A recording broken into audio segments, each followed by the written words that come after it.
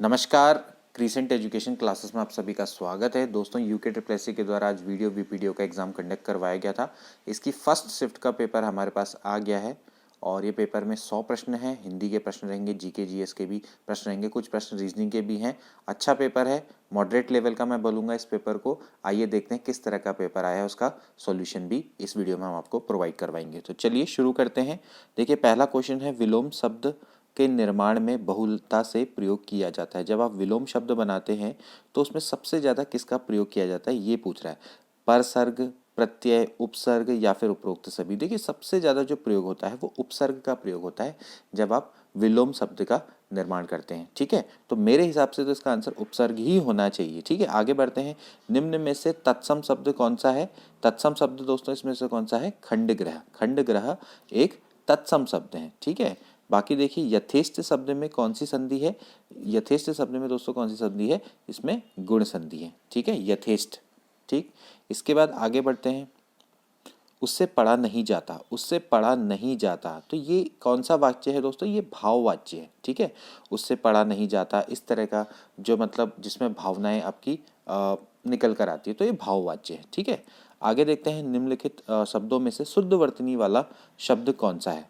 ये भी काफ़ी अच्छा प्रश्न है दोस्तों। तो यहाँ पर जो सबसे शुद्ध वर्तनी वाला शब्द है वो ये है, सी वाला, यानी कि दृष्टव्य। ये आपका शुद्ध वर्तनी वाला है। कई लोग बोलेंगे ये वाला शुद्ध नहीं है, वांग में भी इस तरह से नहीं लिखा जाता, सन्यासी में तो बिंदा ऊपर का गायब है, तो सी वाला इसका ऑप्शन करेक्ट है। ठीक है, अगला देखते हैं। दूत का अर्थ अगर संदेश वाहक है तो द्यूत का अर्थ क्या होगा? वैसे ऐसे नहीं लिखते, इसको ऐसे लिखा जाता है, द्यूत। ठीक है, तो इसका अर्थ होता है जुआ। ठीक है, आगे बढ़ते हैं। निम्न में से फारसी शब्द कौन सा है?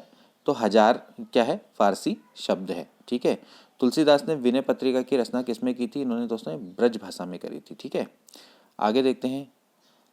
भूरी भूरी खाक धूल कविता किसकी है? दोस्तों ये मुक्तिबोध की है। ठीक है, इसके बाद देखते हैं अगला। उद्गम के आधार पर शब्द समूह को कितने भागों में बांटा गया है? तो उद्गम के आधार पर जैसे अभी हमने देखा कि भाई तत्सम, तद्भव, है ना, ऐसी देशज, विदेशज या आगत शब्द भी बोलेंगे, संकर शब्द, तो इस तरह के कितने हो गए? 5 हो गए ना।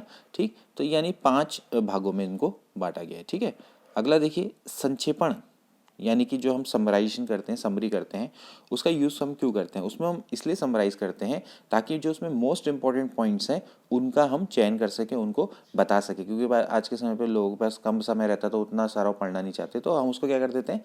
समराइज कर देते हैं। तो अनिवार्य तथ्यों का चयन, यानी ए वाला ऑप्शन इसका करेक्ट होना चाहिए। ठीक है, इसके बाद देखिए, कृदंत प्रत्यय का किन शब्दों के संग जुड़ते हैं? यानी धातु और क्रिया के संग जुड़ते हैं, तो क्रिया इसका राइट आंसर हो जाएगा। ठीक है, आगे बढ़ते हैं। प्रस्तावना का पर्यायवाची शब्द कौन सा है दोस्तों? ये प्राकथन। ठीक है, ये प्रस्तावना का पर्यायवाची शब्द है। कोई आ रहा है, कोई आ रहा है का मतलब है कि आपको अनिश्चयवाचक है इसमें। ठीक है, यानी कि आप निश्चित नहीं है, तो अनिश्चयवाचक अब कोई है तो क्या है? आपका अनिश्चयवाचक सर्वनाम है। ठीक है, आगे बढ़ते हैं।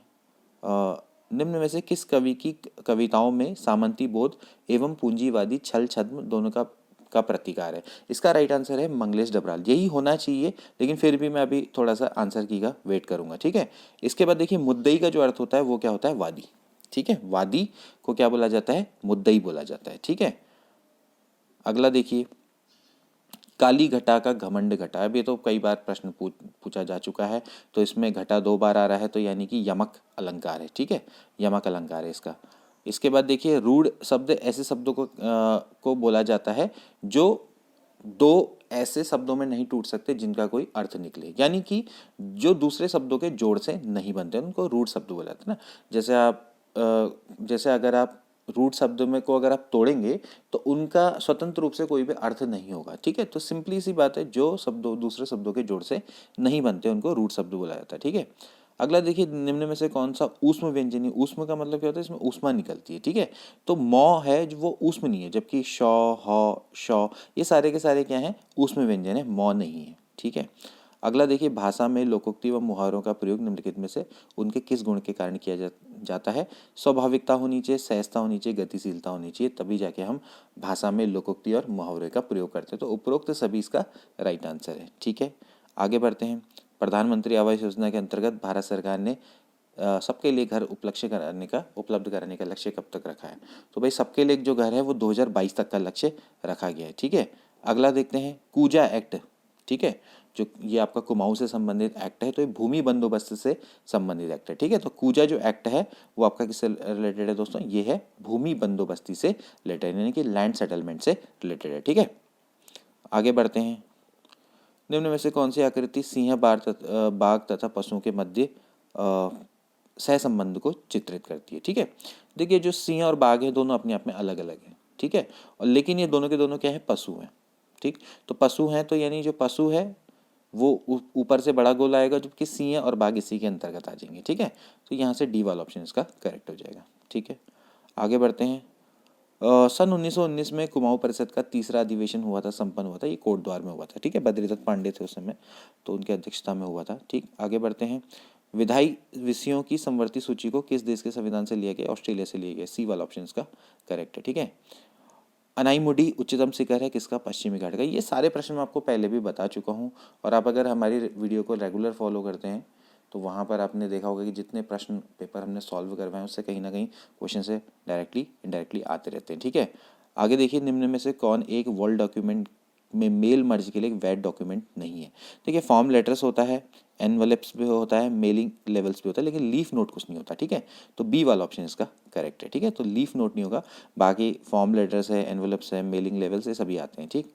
अगला देखिए, यूनाइटेड प्रोविंस के board of Indian medicine Lucknow में पंजीकृत वैद्य थे। अब इसका आंसर मैं दोस्तों बिल्कुल क्लियर नहीं है मुझे, क्योंकि मुझे कहीं प्रश्न मिला भी नहीं। कोई भी कुछ भी इसका आंसर हो सकता है। देखिए अभी मैं इसमें चांस नहीं लूँगा, इसको आप होल्डिंग के लिए छोड़ दीजिए। अगर किसी को इसका आंसर आता है तो मुझे भी बता देना, ठीक है। अगला देखिए, पंचाचूली पर्वत चोटी की ऊंचाई कितनी है। देखिए अब भी हाल में आपको जितनी भी हमने वीडियोस करवाई हैं सब में मैंने आपको बताया था 6904, ठीक है। इसके बाद देखिए, नरसिंह देव कत्यूरी के द्वारा अपनी राजधानी कार्तिकपुर से हटाकर कहाँ स्थापित करी गई थी, ये की गई थी बैजनाथ में, ठीक है। अगला देखिए, उत्तराखंड ग्राम्य विकास एवं पलायन आयोग का गठन कब किया गया था, तो ये किया गया था अगस्त 2017 में, ठीक है। अगस्त 2017 इसका राइट आंसर है, ठीक। नेक्स्ट प्रश्न देखिए, टाइगर शब्द के कितने वर्ण एक ही स्थिति में रहेंगे यदि उन्हें वर्णमाला के बढ़ते हुए क्रम में व्यवस्थित की जाए। आपने इसको क्या करना है, डिक्शनरी के अकॉर्डिंग अरेंज करना है, अल्फाबेटिकल ऑर्डर में ना।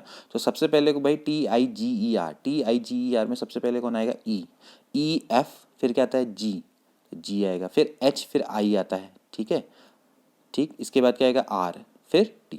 तो ये आपने क्या कर दिया, इनको हिंदी उनको वर्णमाला के बढ़ते हुए क्रम में आपने अरेंज कर दिया। अब आप देखिए TIGER,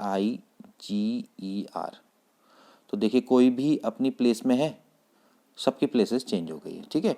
तो अगर आप रखेंगे तो आपको बताना है कि कितने वर्ण अपनी स्थिति में बने रहेंगे। आप देख सकते हैं कि सबकी स्थिति चेंज हो गई है, तो अगर चेंज हो गई तो कोई भी नहीं बना रहेगा, ठीक है। नेक्स्ट देखिए, 1921 ईस्वी में गठित कुमाऊं फॉरेस्ट ग्रीवेंस कमेटी का अध्यक्ष किसको चुना गया था, तो P विंडम, ठीक है। तो P विंडम को इसको चुना गया था, बी वाला ऑप्शन है, अच्छा क्वेश्चन है, ठीक। आगे देखते हैं, अब देखिए हिस्ट्री की वीडियो से कितने सारे प्रश्न आए हैं, बिल्कुल इनके बारे में तो डिस्कस करना भी बेकार है। भारत में एशियाटिक सोसाइटी ऑफ बंगाल नामक शोध संस्था की स्थापना किसके द्वारा की गई थी, सर विलियम जोन्स के द्वारा की गई थी, ठीक है। अगला देखते हैं, निम्न में से कौन सा महाद्वीपीय पर्वत नहीं है। महाद्वीपीय पर्वत वलित पर्वत भी होते हैं, तो एटलस नहीं है, रॉकी, एंडीज, हिमालय सब आएंगे, ठीक है, बट एटलस नहीं होगा, ठीक। इसके बाद देखिए, निम्न में से किसको मेन बाउंड्री थ्रस्ट यानी MBT संरचनात्मक इकाई अलग करती है, तो ये लघु हिमालय और शिवालिक को करती है, ठीक है। यहाँ पर MBT है, ठीक है। कभी कभार MCT पूछा जाता है, यानी कि मेन सेंट्रल थ्रस्ट, ठीक है। तो मेन सेंट्रल थ्रस्ट और MBT यानी कि मेन बाउंड्री थ्रस्ट, इसमें कन्फ्यूजन नहीं होना चाहिए आपको, ठीक है। आगे बढ़ते हैं, भारतीय संविधान के किस अनुच्छेद के अंतर्गत भारत का राष्ट्रपति वित्त आयोग का गठन करता है, सिंपल है, अनुच्छेद 280, ठीक है। दी गई श्रेणी में प्रश्नवाचक चिन्ह के स्थान पर क्या आएगा, ये आपको बताना है। तो इसमें बस आपको कुछ नहीं करना है, इनके बीच का डिफरेंस देख लेना है, ठीक है भाई। 6 और 17 के बीच का डिफरेंस है 11, इन दोनों के बीच का डिफरेंस है 22, और इन दोनों के बीच का डिफरेंस है 33। तो अगले वाले का कितना होगा, 44 होगा, ठीक है। तो आप इसमें 72 में 44 को ऐड कर दो, 4 2 6 7 4 11, यानी कि ए वाला ऑप्शन इसका करेक्ट हो जाएगा, ठीक है।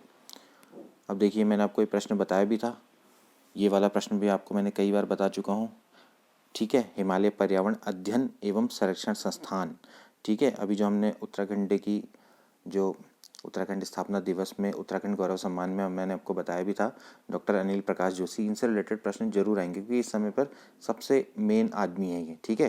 क्योंकि अभी हाल में इनको उत्तराखंड गौरव सम्मान भी मिला है, पद्म भूषण भी से भी सम्मानित किया गया है, ठीक है। तो ये इनसे रिलेटेड प्रश्न जरूर आएंगे, ठीक। तो ये देखिए Himalayan environment study of conservation organisation यानी कि हिस्को, ठीक है। तो उसके संस्थापक कौन है? डॉक्टर अनिल प्रकाश जोशी, ठीक है। अगला प्रश्न देखिए, अजय पाल के बाद तिब्बत पर आक्रमण करने वाला शासक कौन था? तो इसमें वैसे काफ़ी कन्फ्यूज़न है, इसमें काफ़ी लोगों के अलग अलग मत हैं, लेकिन मेरा मानना है कि अजय पाल के बाद जिसने आक्रमण किया तिब्बत पे वो थे महीपति शाह, ठीक है। तो इस आंसर को भी अभी फ़िलहाल हम होल्ड में रखते हैं क्योंकि हो सकता है कि आयोग की जब आंसर की आएगी तो उससे पता लगेगा। तो अजय पाल के बाद जो तिब्बत है, तिब्बत पर आक्रमण महीपति शाह ने किए थे। इन्होंने तिब्बत पर 3 बार आक्रमण किए थे, ठीक है।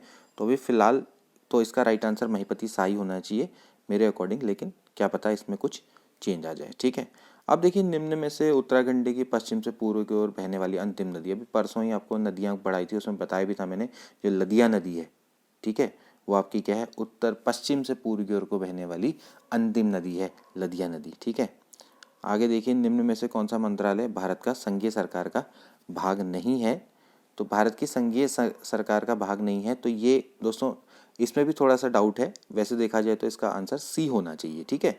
लेकिन अभी फिर भी क्योंकि सौर ऊर्जा मंत्रालय कोई मंत्रालय नहीं होता है, ठीक है, लेकिन फिर भी अभी हम इसको थोड़ा सा वो कर सकते हैं। इसका बी या सी में से एक हो सकता है, लेकिन सी इसका मुझे लगता है कि सही होगा, ठीक है। अगर किसी को इसका आंसर पता है तो मुझे भी बताए, ठीक है। आगे देखते हैं, एक संख्या 3 से अधिक किंतु 8 से कम है तथा 6 से अधिक किंतु 10 से कम है, ठीक है। तो एक संख्या है जो कि 3 से अधिक है लेकिन 8 से कम है, यानी कि अगर मान लेते हैं x अगर वो संख्या है तो वो 3 से बड़ी है लेकिन 8 से कम है, ठीक है। इसी तरह से वो संख्या है जो कि 6 से अधिक है लेकिन 10 से कम है, ठीक है। तो अगर आप यहाँ से इन दोनों इक्वेशंस को देखेंगे तो वो संख्या आपकी कौन सी निकल कर आनी चाहिए? तो कौन सी संख्या दोस्तों निकल के आनी चाहिए? देखिए क्योंकि आपसे साफ कह रहा है कि ये 6 से अधिक है, तो एक तो ये वाला पार्ट है यानी कि 6 से अधिक होनी चाहिए, ठीक है। और यहाँ से देखा जाए तो 8 से कम होनी चाहिए, यानी कि जो संख्या है वो 6 और 8 के बीच में, तो पक्का वो संख्या क्या रही होगी? 7 रही होगी, ठीक है। एक संख्या है जो 3 और 8 के बीच में है और इसी तरह से एक संख्या है जो 6 और 10 के बीच में है, यानी कि अगर वो 3 से बड़ा है तो वो 6 से भी बड़ा है। तो इसमें से जो राइट आंसर क्या होगा? वो एक्चुअली 6 से बड़ा है, क्योंकि अगर जब वो 6 से बड़ा है तो ऑब्वियसली 3 से भी बड़ा होगा। इसी तरह से अगर कोई संख्या 10 से छोटी है और 8 से छोटी है तो इसमें राइट आंसर क्या होना चाहिए दोनों का मिला के? कि वो 8 से छोटी, क्योंकि अगर वो 8 से छोटी है तो ऑब्वियसली वो 10 से भी छोटी होगी। तो ऐसे करके हम इसको करते हैं। मैंने आपको मैथमेटिकली बता दिया, लेकिन आप इसको इम्प्रोवाइजेशन से भी कर सकते थे, कोई बड़ी बात नहीं है। तो एक्स की वैल्यू 6 और 8 के बीच में तो क्या होना चाहिए? 7 होनी चाहिए, ठीक है। इसके बाद देखिए अगला कि निम्नलिखित में से भू आकृति जो हिमानी द्वारा नहीं बनती है, तो वी आकार की घाटी नदियों द्वारा बनती है, तो लटकती घाटियां, सर को हानो, ये सब किसके द्वारा बनाई जाती है? हिमानी द्वारा बनती है। अगला प्रश्न देखिए, यदि 3 स्टार 5 बराबर 2509, 4 स्टार 6 बराबर 3616 ऐसे आपको दे रखा, तो 6 स्टार 8 द्वारा बताना है कि इनके बीच के ऑपरेशन से क्या वैल्यू आएगी, ठीक है। कुछ नहीं करना है, 5 का स्क्वायर करो, 3 का स्क्वायर कर दो, दोनों को उल्टा कर दो, ठीक है। 4 का स्क्वायर और 6 का स्क्वायर, ठीक है। कहने का मतलब ये है कि आप इनके स्क्वायर कर दो फिर बाद में उल्टा कर दो। 5 का स्क्वायर क्या होता है? 25, 7 का स्क्वायर क्या होता है? 49। तो ऐसे ही करना, देखिए 6 स्टार 8 है तो 8 का स्क्वायर क्या होता है? 64, 6 का स्क्वायर क्या होता है? 36। बस आगे पीछे लिख दो इनको, तो ए वाला ऑप्शन इसका सही हो जाएगा, ठीक है। अगला देखते हैं, श्री गुरु राम राय एजुकेशन मिशन के संस्थापक कौन थे? तो ये थे श्री महंत इंद्रेश चरण दास, ठीक है। अगला देखिए, संयुक्त प्रांत जो बाद में उत्तर प्रदेश के नाम से जाना गया, ये नाम किसके द्वारा दिया गया? अच्छा प्रश्न है, इसका राइट आंसर है सरदार वल्लभ भाई पटेल के द्वारा, ठीक है। सरदार वल्लभ भाई पटेल के द्वारा ही संयुक्त प्रांत को उत्तर प्रदेश का नाम दिया गया था, ठीक है। आगे देखते हैं, भारत में सर्वोच्च न्यायालय की स्थापना कब की गई थी? ये की गई थी 26 जनवरी 1950 को, ठीक है। कुछ जगह पे 28 जनवरी 1950 भी दिया हो सकता है, लेकिन इसका राइट आंसर 26 जनवरी 1950 ही होना चाहिए, ठीक है। इसके बाद आगे बढ़ते हैं, 1857 के सैन्य विद्रोह के समय पे कुमाऊं के कमिश्नर कौन थे? तो उस समय पे कुमाऊं के कमिश्नर थे हेनरी रैमजे, ठीक है ना। बेटन इनसे जस्ट एक साल पहले तक थे, 1856 तक बेटन थे, फिर हेनरी रैमजे आगे थे, ठीक। तो रैमसे ही 1857 के टाइम पे क्या थे? कुमाऊं कमिश्नर थे। अगला देखिए, भारतीय संविधान का कौन सा अनुच्छेद राष्ट्रीय अनुसूचित जनजाति आयोग के गठन से संबंधित? अनुसूचित जाति होता तो 338 होता, लेकिन ए वाला आ जाएगा क्योंकि अनुसार एसटी आयोग से, अगर एससी होता तो 338 होता, ठीक है। तो 338 ए, ठीक है। इसके बाद देखिए, उत्तराखंड राज्य की सबसे पुरानी नहर कौन सी है? तो वो है ऊपरी गंगा नहर, ठीक है। और वैसे कौन सी है अगर देखा जाए तो, अगर आप चेक करें तो राजपुर जो नहर है देहरादून से, वो सबसे उत्तराखंड की सबसे पुरानी नहर मानी जाती है, ठीक है। और वैसे क्योंकि ऑप्शन के अकॉर्डिंग क्या होगी? ऊपरी गंगा नहर होगी, ठीक है। अगला देखिए, 1948 में कुमाऊं रेजिमेंट का मुख्यालय स्थायी रूप से, अब देखिए कुमाऊं रेजिमेंट से कितने बार क्वेश्चन आ गया, कल भी आया था। कल थोड़ा ये था कि भाई हैदराबाद रेजिमेंट का क्या नाम दिया गया, अब कुमाऊं रेजिमेंट का मुख्यालय है कहाँ? भाई रानीखेत है, ठीक। तो डी वाला ऑप्शन इसका करेक्ट हो गया, ठीक। उत्तराखंड में कैची धाम की स्थापना किसने की थी? किसने की थी? बाबा महाराज नीम करौली ने, ये भी आपको प्रश्न में बता चुका हूँ, ठीक। ओके, 16 महाजनपदों का प्रथम जनपद था, ये थोड़ा सा अजीब सा प्रश्न है। 16 महाजनपदों का प्रथम जनपद क्या होता है, ठीक है। थोड़ा सा मतलब ये क्वेश्चन ही समझ नहीं आया मेरे, लेकिन इसका राइट आंसर मगध ही होना चाहिए, क्योंकि मगध एक बहुत शक्तिशाली जनपदों में से एक था, तो शुरुआत इसी से होती है, तो मगध ही होना चाहिए। बाकी तो देखिए अब आगे आंसर की से पता लगेगा, ठीक है। अगला देखिए, उड़ान एक योजना के तहत देहरादून से पंतनगर के बीच हवाई सेवा संचालित करने की जिम्मेदारी किस कंपनी को दी गई है? तो ये दी गई है डेक्कन एविएशन को, ठीक है। डेक्कन एविएशन को दी गई है, ठीक। ओके, आगे देखते हैं, होपमैन कप टेनिस टूर्नामेंट 5 फरवरी 2019 को किस देश में संपन्न हुआ था? तो ये हुआ था ऑस्ट्रेलिया, पर्थ में, ठीक है। गोपेश्वर तथा बाड़ाहाट के स्तंभ लेख हैं, ये आपके दोस्तों 6वीं शताब्दी के हैं, ठीक है। 6वीं सदी के हैं ये लेख, इसका राइट आंसर क्या हो जाएगा? 6, ठीक है। आगे बढ़ते हैं, निम्न में से किस पर डाक टिकट जारी नहीं किया गया है? तो गोविंद वल्लभ पंत में, मोनाल बख्शी, चंद्र सिंह गढ़वाली सभी पे किए गए। उत्तराखंड उच्च न्यायालय पर अभी तक कोई भी डाक टिकट जारी नहीं किया गया। निम्न में से किसे भारत के राष्ट्रपति पर महाअभियोग लगाने का अधिकार है? तो संसद के दोनों सदनों को, ठीक है। लोकसभा राज्यसभा दोनों लगा सकते हैं, ठीक है। मानुषी छिल्लर मिस वर्ल्ड से सम्मानित होने वाली भारतीय सुंदरी 6 नंबर की, ठीक है। पहली कौन थी? रीता फारिया, ठीक। आगे बढ़ते हैं, वाडिया हिमालय भूविज्ञान संस्थान की भूकंप वेधशाला कहाँ अवस्थित है, ठीक। अब ये भी बहुत अच्छा प्रश्न है, कई लोग इसका झाझरा देहरादून करके आए होंगे, लेकिन ये गलत है, इसका होगा ए, गुत्तू टिहरी गढ़वाल, ठीक है। ये नहीं पूछा गया कि वाडिया हिमालय संस्थान कहाँ पर है, इससे पूछा गया इसकी भूकंप वेधशाला कहाँ पर है, तो ये गुत्तू टिहरी गढ़वाल में, ठीक है। अगला देखिए, देहरादून का कर्णपुर मोहल्ला बसाया गया था महारानी कर्णावती के नाम पर। नेक्स्ट प्रश्न देखिए, राज 6 किलोमीटर दक्षिण की तरफ चलता है, 6 किलोमीटर जा रहा है दक्षिण की तरफ को, ठीक है। उसके बाद फिर बाईं मुड़ जाता है, बायां इसका इस तरफ की ओर को, क्योंकि मुंह इसका नीचे को है ना, तो ये इसका बायां हो गया, ठीक है। और 7 किलोमीटर चलता है। अब 7 किलोमीटर को चल रहा है, फिर उसके बाद क्या करता है? बाईं ओर को मुड़कर 5 किलोमीटर की ओर को चलता है, यानी कि ऊपर की ओर को। अब उसकी दिशा किस ओर को है? किस ओर को है दोस्तों? उत्तर की ओर को है, तो उत्तर वाला इसका सही हो जाएगा, ठीक है। ये प्रश्न भी आपको करवाया गया, हुगली औद्योगिक क्षेत्र का केंद्र कौन सा था? Kolkata, Howrah, as it is आ रखा है क्वेश्चन, ठीक है। पहले भी करवाया गया है। अभी हाल में ही जितने हमने क्वेश्चन पेपर सॉल्व करे हैं उन्हीं से कहीं ना कहीं कई सारे क्वेश्चन आए। ये देखिए, आटागाड़, अभी मैंने आपको नदियों वाली जो वीडियो बताई, तो आटागाड़ किसके दोस्तों? पिंडर नदी की सहायक नदी है, ठीक है। अगला देखते हैं, उत्तराखंड में सबसे बड़ा प्रवाह प्रणाली है, सबसे बड़ी प्रवाह प्रणाली कौन सी है? गंगा प्रवाह प्रणाली, ठीक है। अगला देखिए, समोसा कॉक्स क्या है? ये भी अच्छा प्रश्न है। ये दोस्तों संयुक्त राज्य अमेरिका कांग्रेस में भारतीय मूल के अमेरिकी सदस्यों का एक अनौपचारिक समूह है, ठीक है। वर्ष 1926 में किस परिषद संस्था का कांग्रेस में विलय हो गया था? किसका हुआ था भाई? कुमाऊं परिषद का, ठीक है। वैश्वीकरण में क्या सम्मिलित नहीं है? वैश्वीकरण यानी कि ग्लोबलाइजेशन, ठीक है। आप आयात लाइसेंस की समाप्ति करेंगे, इससे ग्लोबलाइजेशन को फायदा मिलता है। आयात शुल्कों में कटौती करने से भी आपकी चीज़ें, आप इधर से उधर चीज़ों को इंपोर्ट एक्सपोर्ट कर पाते हैं। फॉरेन डायरेक्ट इन्वेस्टमेंट का भी अगर स्वतंत्र प्रवाह रहेगा तो इससे भी क्या होता है? ग्लोबलाइजेशन होता है। लेकिन सार्वजनिक क्षेत्रों में इक्विटी का विनिवेश यानी कि आप डिसइन्वेस्टमेंट कर रहे हैं, तो वो नहीं होगा, वो वैश्वीकरण में सम्मिलित नहीं होगा, ठीक है। अगला देखिए, मानव विकास रिपोर्ट कौन जारी करता है? यूएनडीपी यानी कि संयुक्त राष्ट्र विकास कार्यक्रम, ठीक है। अगला देखिए, पिथौरागढ़ में स्थित ध्वजेश्वर पंचेश्वर स्थल केदार मंदिर, तो ये स्थल केदार मंदिर किससे रिलेटेड होंगे दोस्तों? महादेव से, ठीक है, महादेव से रिलेटेड है, ठीक।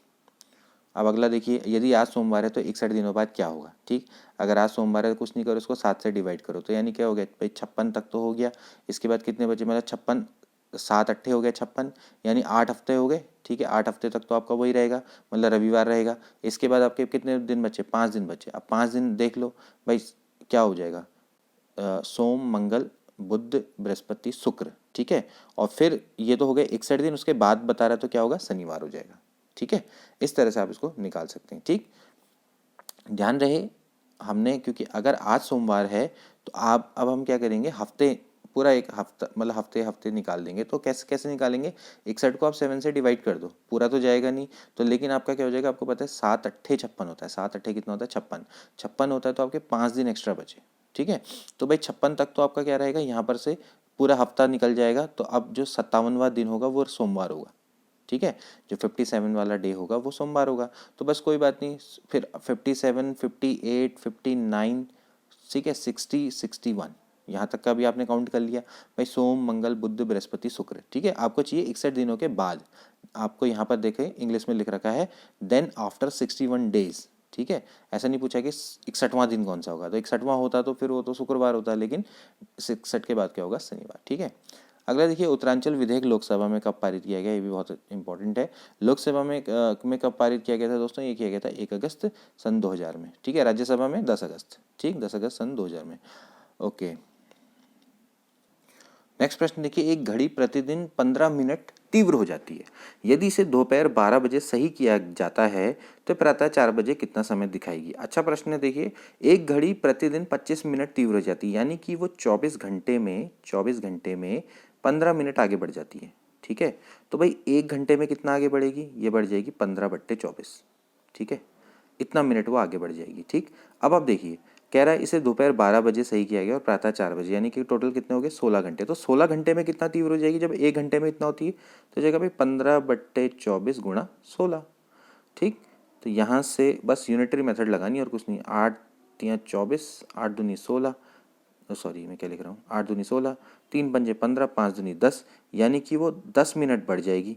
तो अगर 4 बजे तो 4 बजे की जगह पे क्या रखेंगे, 4:10। ठीक है, तो यानी कि बी वाला ऑप्शन इसका करेक्ट हो जाएगा। ठीक है, स्थायी जमींदारी बंदोबस्त व्यवस्था के अनुसार सरकार, जो भूमि का स्वामी था वो जमींदार हुआ करता था। ठीक है, तो बी वाला ऑप्शन इसका करेक्ट है। ठीक है, ओके, अगला देखिए, गढ़वाल का जॉन ऑफ आर्क किसको बोला जाता है, तीलू रोतली को ये बोला जाता है। ठीक है, अगला देखिए, प्रसिद्ध बद्रीनाथ तीर्थ को अन्य नाम से भी जाना जाता है। अब दोस्तों इसमें मुझे थोड़ा कन्फ्यूज़न है, मेरे को तो ये मिला ही नहीं कहीं पर। वैसे मुझे लगता है कि सारस्वत तीर्थ होना चाहिए, लेकिन फिर भी अभी मैं इसको थोड़ा होल्ड में रखूँगा। ठीक है, तो सी वाला ऑप्शन इसका हो सकता है, लेकिन अभी मैं गेस कर रहा हूँ, मैं इसको सही नहीं बता पाऊँगा। ठीक है, आगे देखिए, उत्तराखंड राज्य विधिक सेवा प्राधिकरण का गठन कब किया गया था, ये किया गया था 20 मार्च 2002 को। ठीक है, कुछ प्रश्न ऐसे हैं कि जो बिल्कुल ही ऐसे आ जाते हैं कि जिनका आंसर तो बस आयोग के पास ही होता है, वो तो बाद में जब खुलती हैं चीज़ें तभी जाके पता लग पाता है। ठीक, संयुक्त राष्ट्र संघ के शांति निर्माण आयोग की स्थापना कब हुई थी, या नेशनल पीस बिल्डिंग कमीशन। ठीक है, नेशनल पीस बिल्डिंग कमीशन कब स्टैब्लिश हुआ था, ये हुआ था 2005 में। ठीक है, यवनों के आक्रमण का उल्लेख किस में मिलता है दोस्तों, ये मिलता है गार्गी संहिता में। ठीक है, अगला देखिए, ईएमआई। ठीक है, ईएमआई का फुल रूप क्या है, देखिए ईएमआई यहाँ पर स्टैंड फॉर, यहाँ पर ये ईएमआई स्टैंड कर रहा है कंप्यूटर से रिलेटेड। ठीक है, तो यह है इलेक्ट्रोमैग्नेटिक इंटरफेरेंस। ठीक है, तो इलेक्ट्रोमैग्नेटिक इंटरफेरेंस, ठीक, ईएमआई यही होना चाहिए। ठीक, इसके बाद देखिए, पद्मश्री पाने वाले उत्तराखंड के प्रथम वैज्ञानिक तो वह हैं नीलांबर पंत। ठीक है, मैं अपनी आंखें उन पहाड़ियों की ओर उठाऊंगा जहाँ तक मुझे सहायता मिलती है, शब्द फूलों की घाटी के लिए। ठीक है, आगे बढ़ते हैं। भ्रष्टाचार के आरोपों के बाद बरी होने के बाद बंगाल का गवर्नर जनरल जिसने आत्महत्या कर ली थी, रॉबर्ट क्लाइव थे। ठीक है, भारत में प्रधानमंत्री जनधन योजना स्टार्ट हुई थी 2014 से।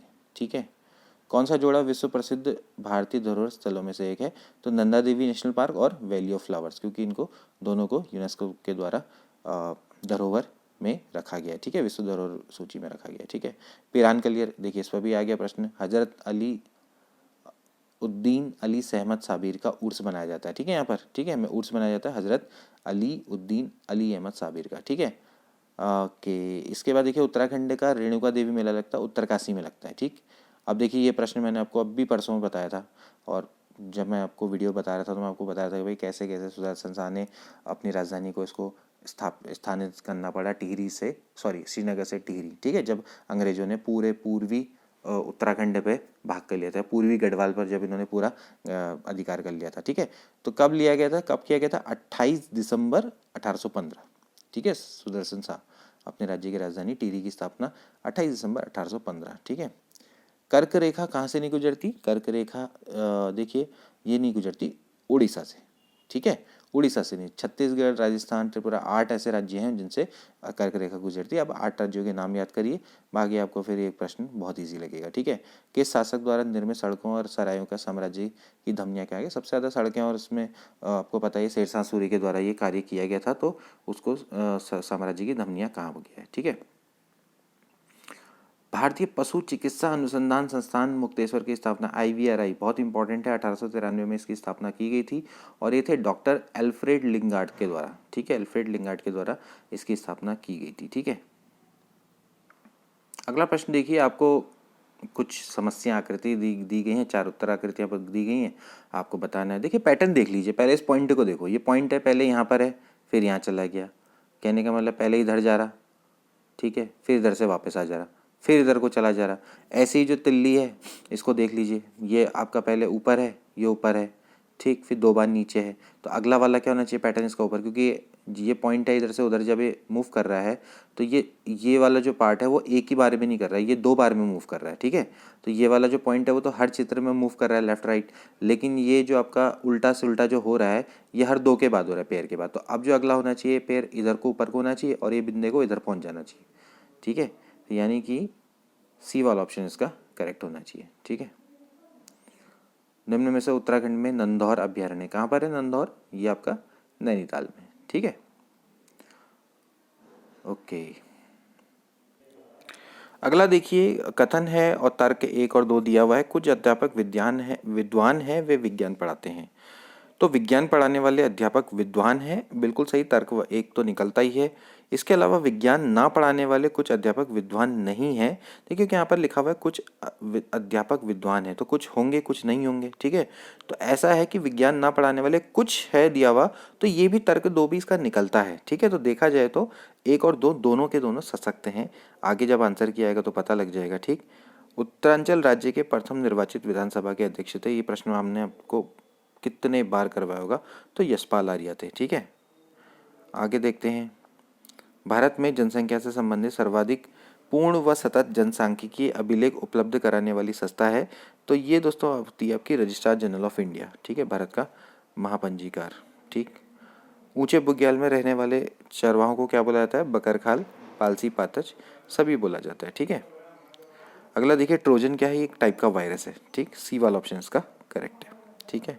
और उत्तराखंड औद्योगिक नीति 2008 के अनुसार पर्वतीय क्षेत्र को कितनी श्रेणियों में बांटा गया है, 2 श्रेणियों में बांटा गया है, ठीक है। तो ये आपका हो गया पूरा का पूरा पेपर। आई होप कि आपको ये फ़ायदेमंद लगा होगा। अगर हमारा काम पसंद आता है तो इस वीडियो को ज़रूर शेयर करें। मिलते हैं अगली वीडियो में, till then take care and good bye.